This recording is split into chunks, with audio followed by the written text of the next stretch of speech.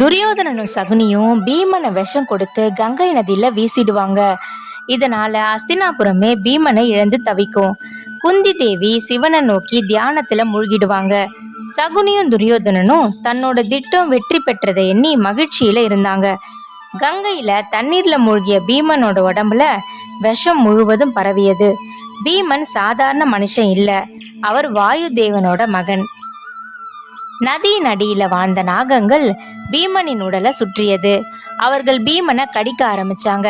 நாக விஷம் அவனுக்குள்ள இருந்த பழைய விஷத்தை எதிர்த்து அழிக்க ஆரம்பிச்சது. பீமனின் உடம்புக்குள்ள இருந்த விஷம் மெதுவா நீங்கியது.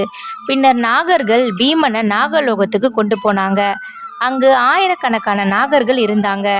ஒளிரும் அரண்மனைகள், மாணிக்கங்களால் ஆன தூண்கள், அந்த உலகமே மனிதர்கள் பார்த்திராத உலகமா இருந்தது.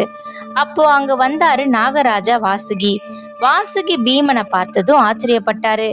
இவர் குந்தியின் மகன், பாண்டுவோட புதல்வன். நாகர்கள் உடனே பீமனை மரியாதையோட எழுப்புனாங்க. பீமன் மெதுவா கண்களை திறந்தாரு. நான் எங்க இருக்கிறேன்னு கேட்டாரு. வாசுகி சிரிச்சுக்கிட்டே சொன்னாரு, நாகலோகத்தில்னு. பீமன் எல்லாவற்றையும் சொன்னாரு. துரியோதனன் விஷம் கொடுத்தது கங்கையில தள்ளியதுன்னு. அதை கேட்ட வாசுகி கோபம் அடைஞ்சாரு. இந்த அநியாயம் செய்தவனுக்கு ஒரு நாள் தண்டனை கிடைக்கும்னு சொன்னாரு. பின்னர் வாசுகி ஒரு அதிசய பானத்தை கொண்டு வர சொன்னாரு. அது ஒரு சாதாரண பானம் இல்ல, ஆயிரக்கணக்கான யானைகளின் பலம் தரும் அமிர்தம் அது. பீமன் அதை குடிச்சாரு. ஒரு பாத்திரம், 2, 3 என 8 பெரிய குடங்கள் வரை குடிச்சாரு பீமன்.